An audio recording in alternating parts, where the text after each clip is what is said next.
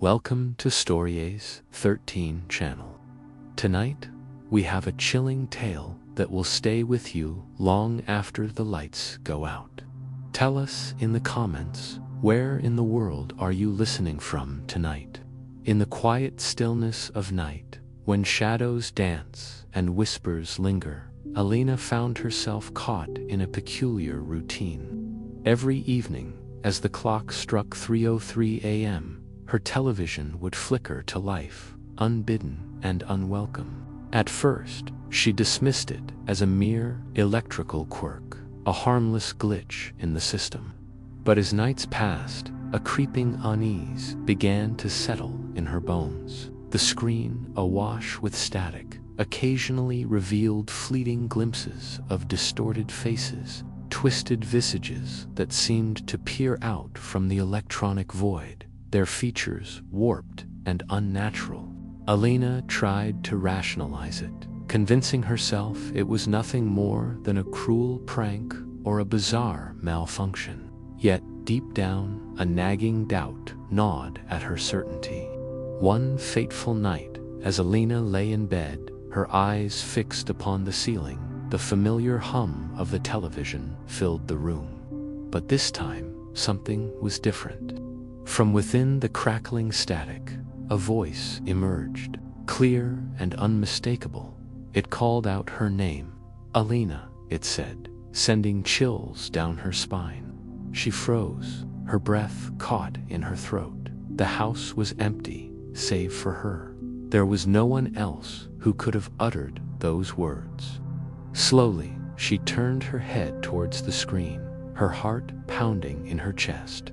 The voice spoke again, its tone eerily calm and familiar. "Why are you ignoring me, Alina?" it asked, as if hurt by her apparent neglect. The blurry face on the screen seemed to focus, its features becoming more defined with each passing moment. As Alina watched, transfixed by fear and curiosity, the man in the television began to speak. He revealed secrets, intimate details of her life that no one else could possibly know. Childhood memories, hidden fears, and unspoken desires poured forth from the flickering screen.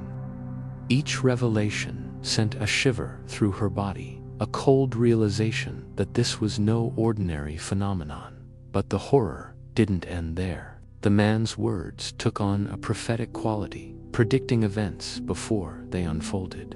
Small, inconsequential things, at first a misplaced item, an unexpected phone call. But as days passed, his predictions grew more significant, more unsettling. Alina found herself living in a constant state of dread, waiting for the next foretold event to come true. One night, as the clock neared 3:03 a.m., the man's voice took on a different tone. "I can help you, Alina," he said, his words dripping with false kindness. "I can make your life better, easier, but everything comes at a cost. Are you willing to pay the price?" Alina, driven to the brink of madness by the nightly visitations, made a desperate decision. With a cry of anguish, she grabbed a nearby lamp and hurled it at the television.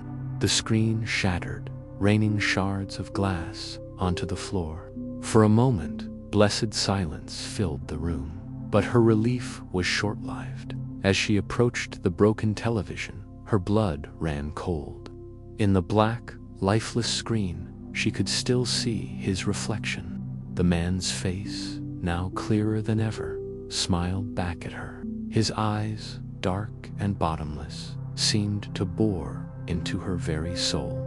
Panic rising in her chest, Alina fled the room. But escape proved futile. Her phone screen flickered to life, the man's face appearing amidst her apps and messages. The microwave in the kitchen blinked with eerie patterns, his voice emanating from its speakers. Even her bathroom mirror, once a refuge of normalcy, now showed his reflection instead of her own. "You let me in, Alina," the man's voice echoed from every electronic device. There's no going back now. I'm a part of you, and you're a part of me. Elena's world began to unravel.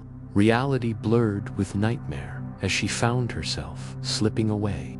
Her consciousness seemed to fragment, pieces of her essence scattering across the digital realm. And then, one night, she heard her own voice coming from someone else's television.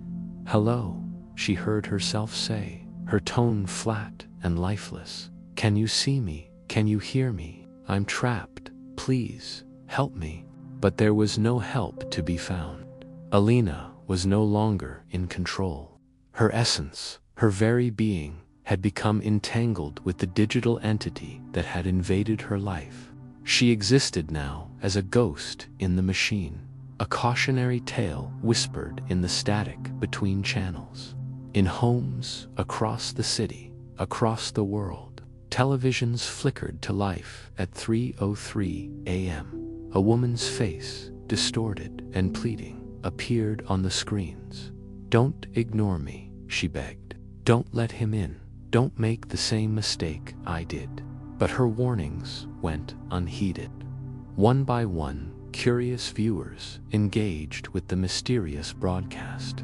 And one by one, they too found themselves drawn into the digital abyss, their essence absorbed and assimilated. The man in the television smiled, his power growing with each new victim. He had found the perfect conduit for his influence, a way to reach into the homes and minds of countless unsuspecting souls.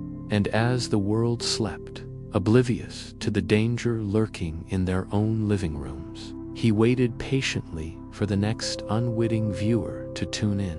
For in the age of constant connectivity, where screens dominate our lives and our attention, we've invited an insidious presence into our homes. We've given it a window into our world, a voice in our ears, and a place in our minds. And now, as Elena learned too late, there's no turning back. The man in the television is here to stay, his influence spreading like a digital plague across the airwaves. So, tonight, as you settle in for a late-night viewing session, pay close attention to the flickering images on your screen. Listen carefully to the whispers in the static. And ask yourself, is that really just a glitch in the broadcast? Or is something or someone trying to make contact? Remember, once you acknowledge its presence, once you let it in, there's no escape. The digital realm is vast and unforgiving, and in its depths, countless lost souls cry out for help. Will you be the next to join them?